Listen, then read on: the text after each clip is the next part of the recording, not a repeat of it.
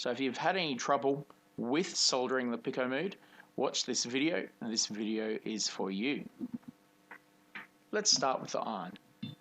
The soldering iron is a 30-watt soldering iron from PicoKit. Nothing special about it. You do need to make sure you have a stand to hold the iron. This stand here is made particularly for this iron, so it's quite a good stand and iron combination.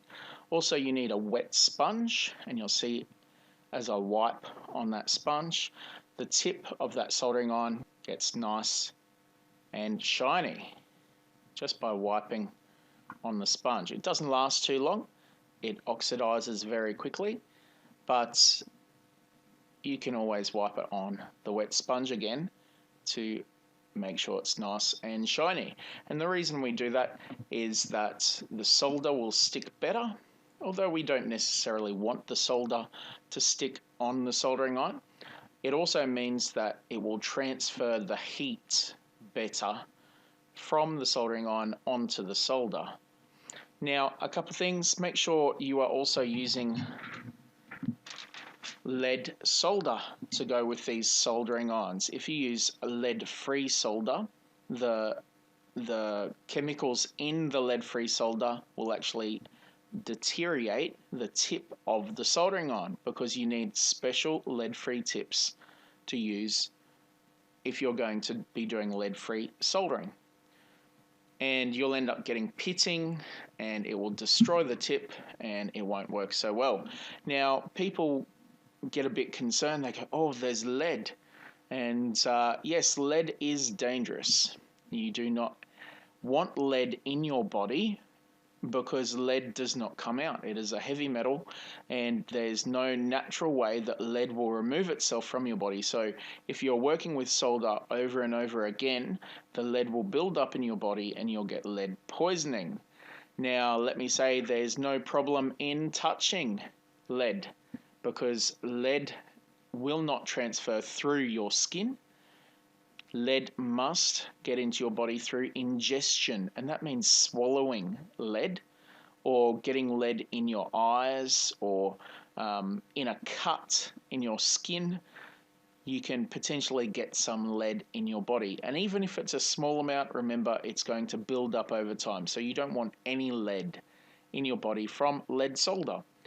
But the good thing is, all you have to do is make sure you don't touch your eyes, make sure you don't touch your mouth, and make sure you wash your hands after you use lead solder.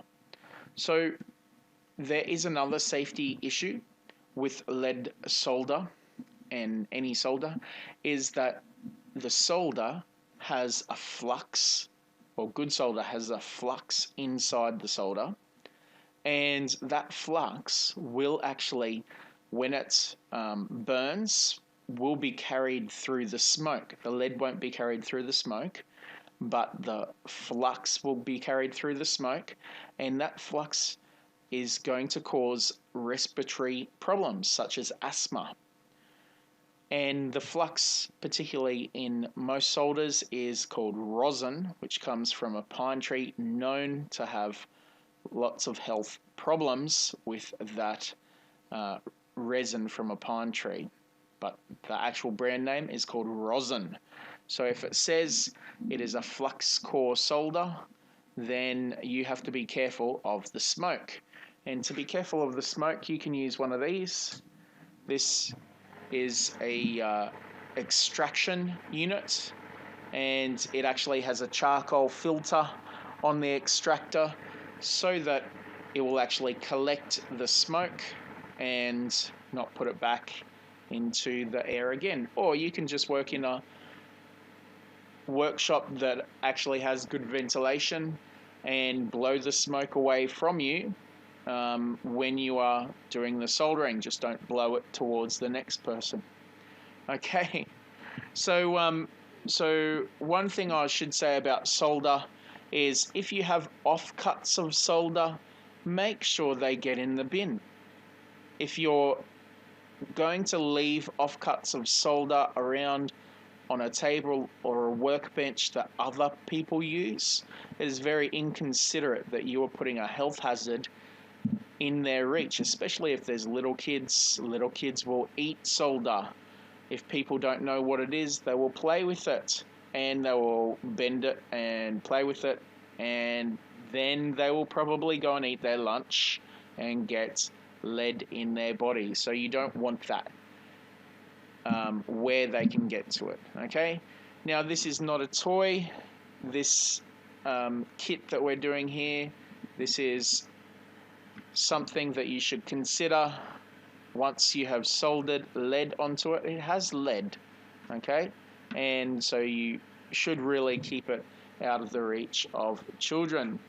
Or if you put it in an enclosure, it's quite fine. So I have a lot of schools that when they make up this kit, they build an enclosure and they use a 3D printer and they print an enclosure for it to go into. Now, some of the reasons why you don't use lead-free solder, it's particularly hard to use. So these irons heat up to 400 degrees Celsius, and lead-free solder will generally always give you a cold solder joint, so it's not going to work for very long. It might work for a little bit, but as time goes on, that cold solder joint will fracture, and then the kit won't work anymore.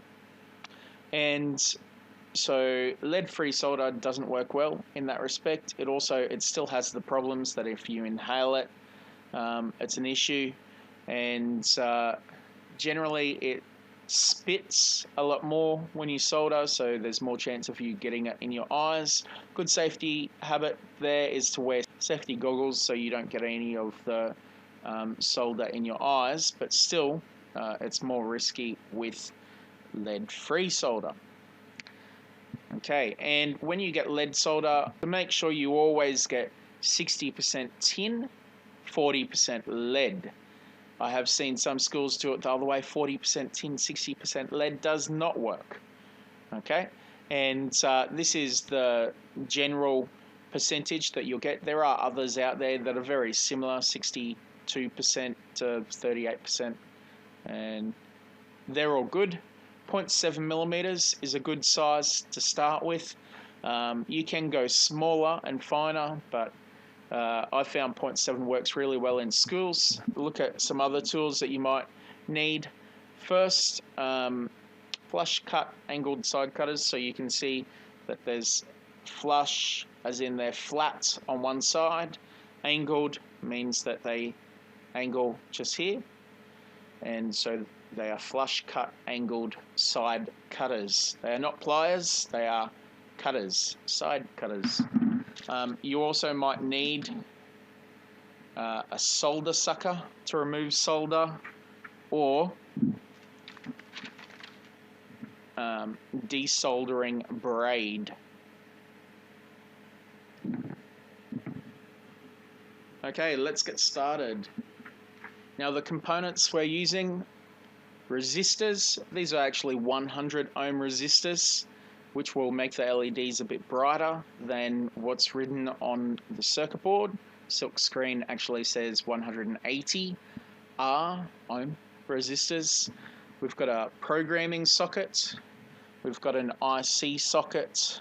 We've got the PIC microcontroller, and we have 10mm color transparent LEDs in red, blue, and green, and it doesn't matter what order they will go in on the circuit board. We also have a battery box. This is called a safety battery box because the batteries are enclosed. Okay, now when we start, we're going to take the resistors, and the resistors have color bands. They explain what the resistance is in the resistor. So we have the bands brown, black, brown, gold on a 100 ohm resistor. Brown is the number 1, so we have 1, 0, 1. Well, the last one is actually called the multiplier, and it tells us how many extra zeros there are. So we've actually got 1, 0, and 1 more 0, 100. And the gold is a tolerance color, and the tolerance of gold is 5% because these are carbon resistors. Now to form the leads, we take out one resistor, we pinch it with one hand, and then we bend the wire with the other one. Do the same on the other side, pinch and bend. And resistors, it doesn't really matter if we bend up nice and close to the resistor, but I've made all of my electronic kits that way so that it's nice and easy to bend the resistors. Pop it into the holes. If you need to, pull on the resistor leads just to make sure it's sitting nice and flat.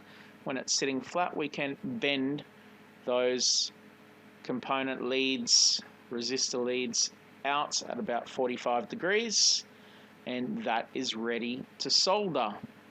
So let's have a look at soldering. Now you'll notice I'm not going to be using any helping hands or anything to hold the circuit board in place. I'm just going to hold it with my fingers. So when I hold the soldering iron, I hold it like a pencil, and that allows me to rest my hand on the bench, on the work surface, and it also allows me to get nice and low to heat the pad, and I'm touching the pad and the lead at the same time, and then with my other hand I'm just feeding that solder in. So you'll notice I'm feeding the solder onto the opposite side of the wire, and if your soldering iron is nice and hot like these ones are, then that means heating the pad and the lead will actually get the pad and the lead up to 400 degrees, and that's how you get the solder onto the pad, because you're not actually putting the solder on the tip of the iron at all. You might get a little bit of solder on there, but what you're trying to achieve is that the solder and the iron are on opposite sides of the lead. Now, with my flush cut angled side cutters, I need to trim off those leads, and to trim off those leads I would actually hold the lead with my fingers so that it doesn't flick off and hit anyone in the eye. With the resistors it won't do that too much, but it's good practice to have that you can control where that lead goes and put it in the bin and put it somewhere where you're not going to be dropping it on the floor, on the carpet, so that people can walk on it and cut their feet. May not be you, but there might be someone else that comes into the same room without shoes, and these things are particularly nasty that they will go straight up through your feet, especially the offcuts from the LEDs that we'll do later on. Okay, if you've got your first resistor in place, please go and show it to your teacher to make sure that you have enough coverage of solder on the pad. You need good coverage of solder to completely cover. You also need to make sure you have enough solder there that it's not going to be an open circuit, and that you don't have too much solder there that it becomes a short circuit between that pad and the pad adjacent to it. So make sure you don't have a ball on top. Make sure the solder covers both the lead of the resistor of the component and the pad of the circuit board.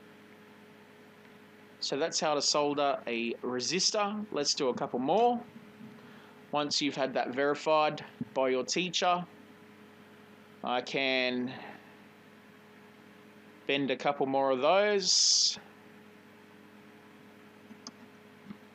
and then I can place those. By convention, I like to place them all the same way. Resistors, it does not matter on polarity whatsoever. But I normally place them with the tolerance over the letter. So if it's a 180R, I put the tolerance over the letter. And that one's not sitting down totally, so I can pull on that. If you need to, grab some pliers, and you can pull on those leads to pull them in before you've soldered them, and to seat them down nicely. Once they're in place, bend them at 45 degrees.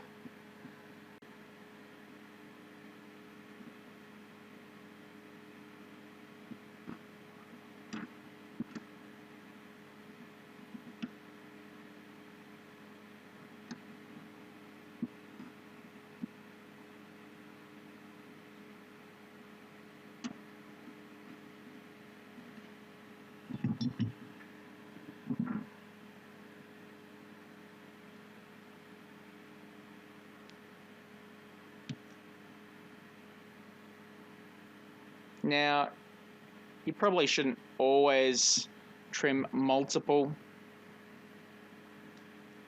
leads at the same time, but it's not too bad to do that every now and then. And the reason is, if you disturb the solder in there, you can end up breaking the connection between the pad or the solder and the lead, and then you'll get intermittent faults because you have some movement there. That's also why we try to get the components as close to the circuit board as possible, because when you get a component close to the circuit board, it's less likely to have some sort of force, leverage force or movement force placed on it that's going to end up wiggle those leads free from the solder.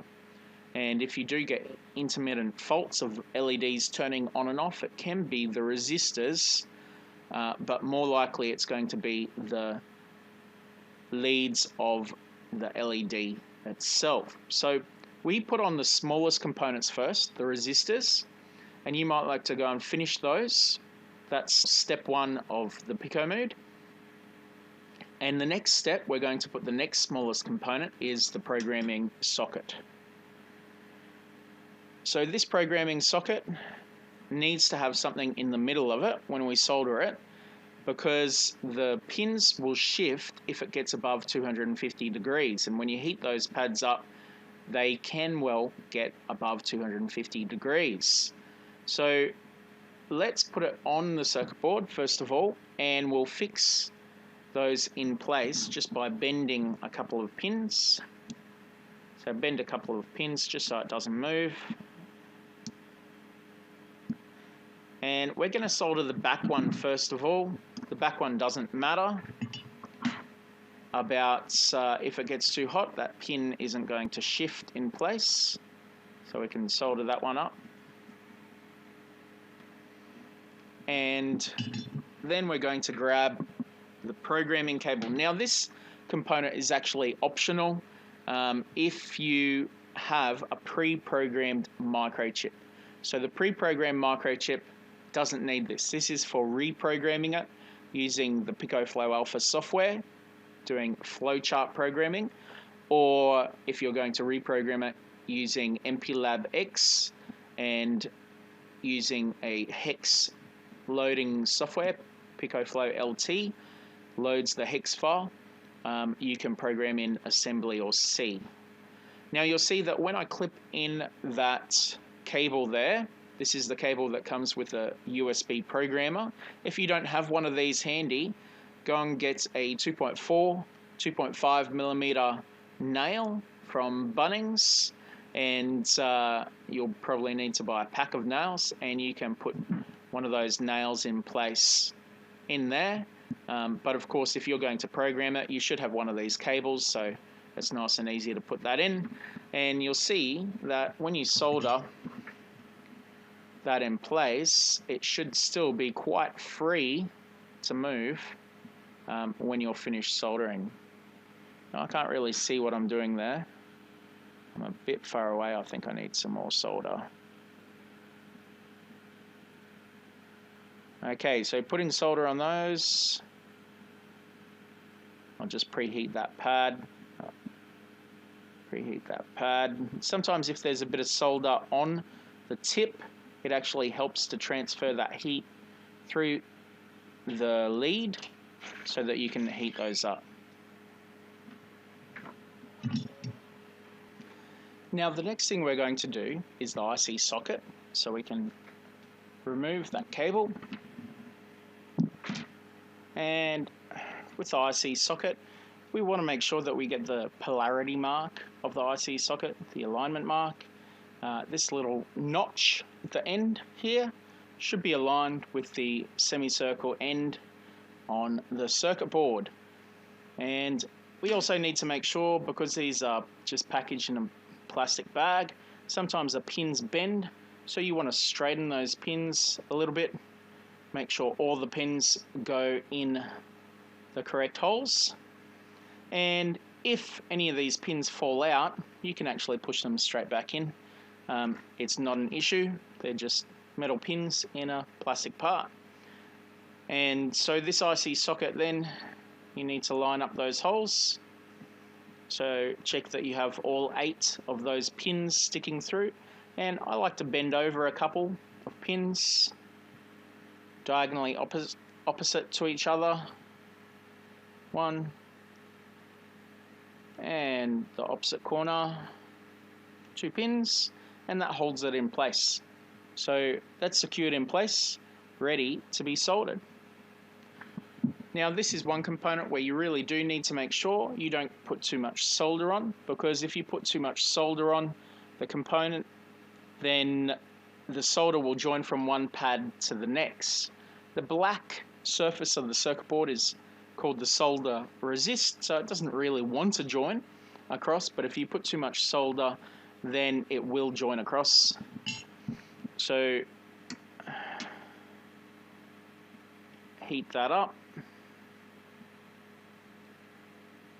1, 2, 3, 4, and 4 more on the other side. This is an 8-pin component.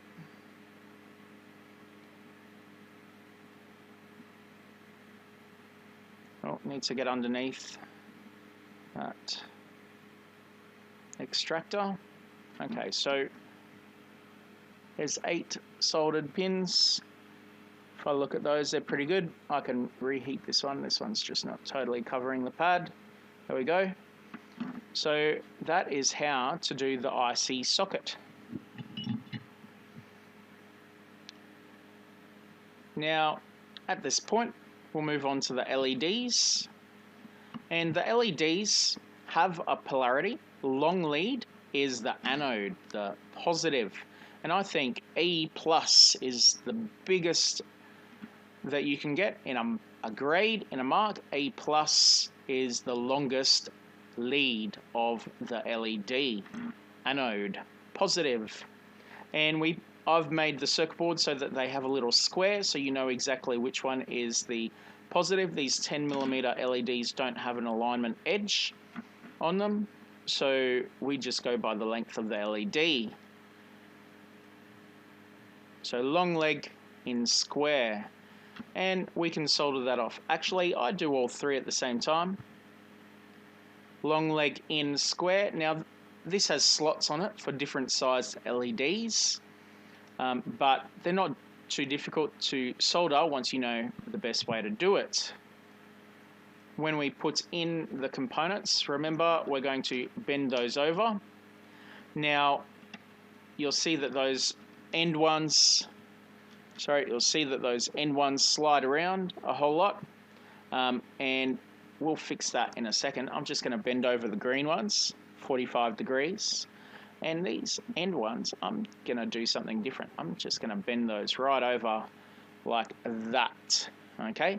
So I'm bending them over so that they align with the slots, like so, and that's actually going to give us a much better solder joint for those. Now, you'll see that they're sitting nicely in place.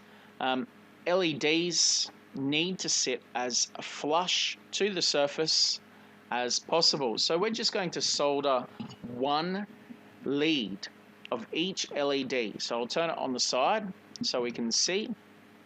When we solder, I'm going to heat up the pad once again and put a bit of solder in there just to join that one on. Do the same. I'm not worried about getting a good solder at the moment. I'm just concerned with making sure that those LEDs stay in place.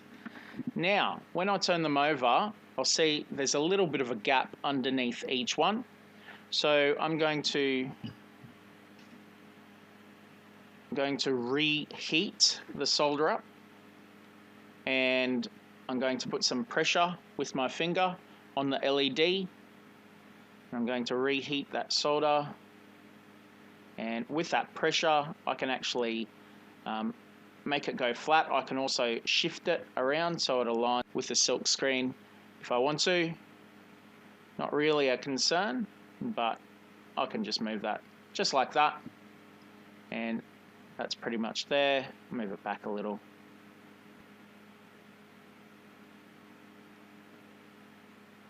There it is. Okay, so that is how to solder one of the LEDs, but we do the same with all 3 LEDs.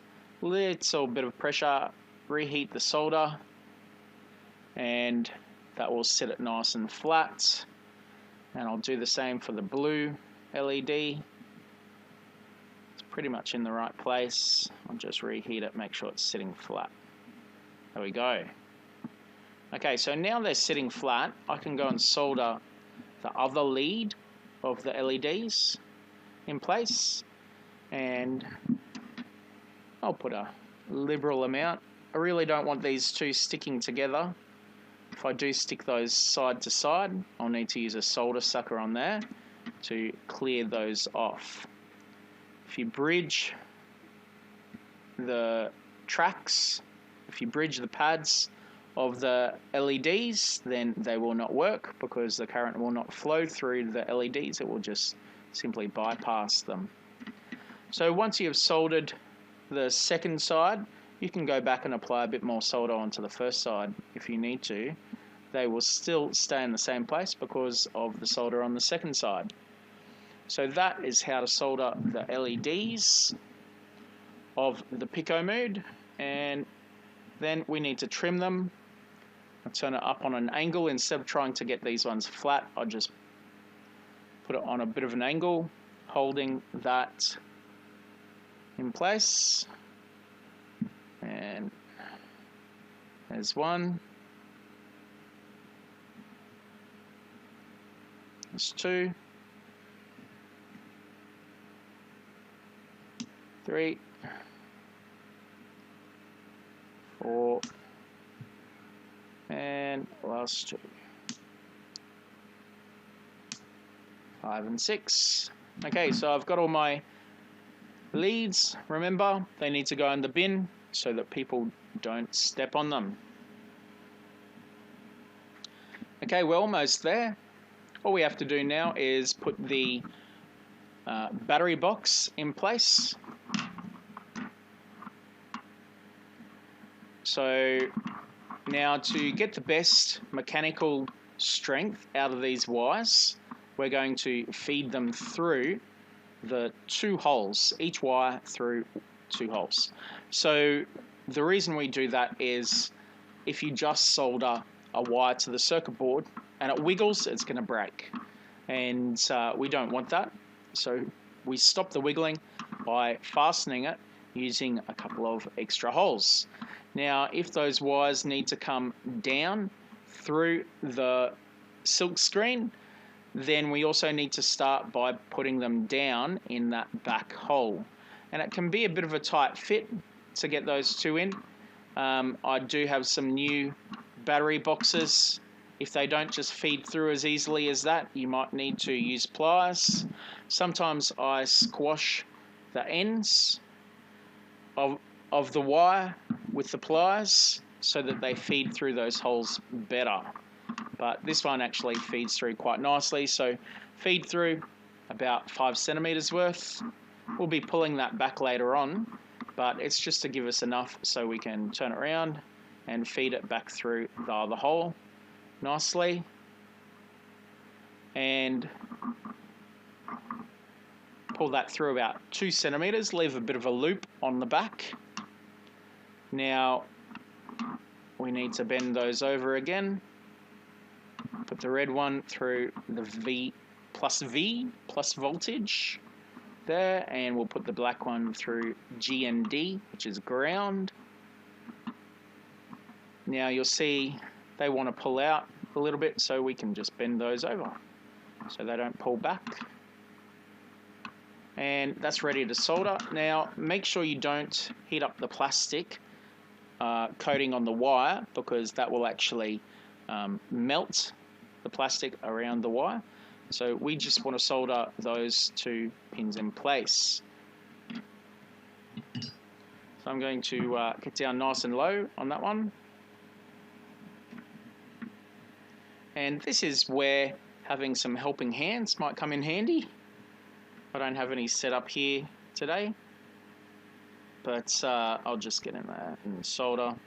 Helping hands are a good way to hold your device.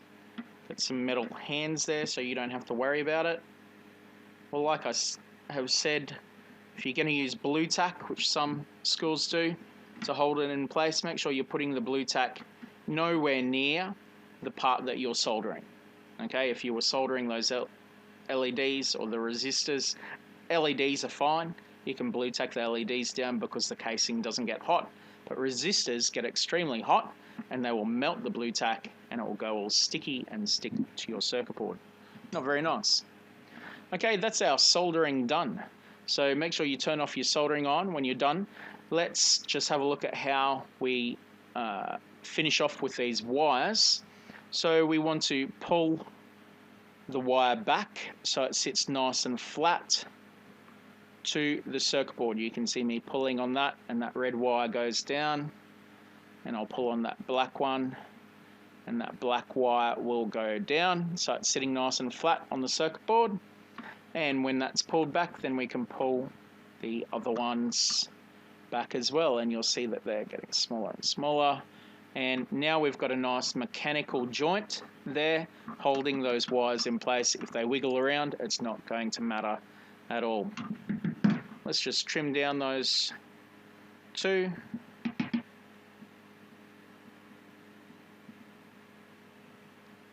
These cutters aren't working so well at the tip anymore, but that's all right.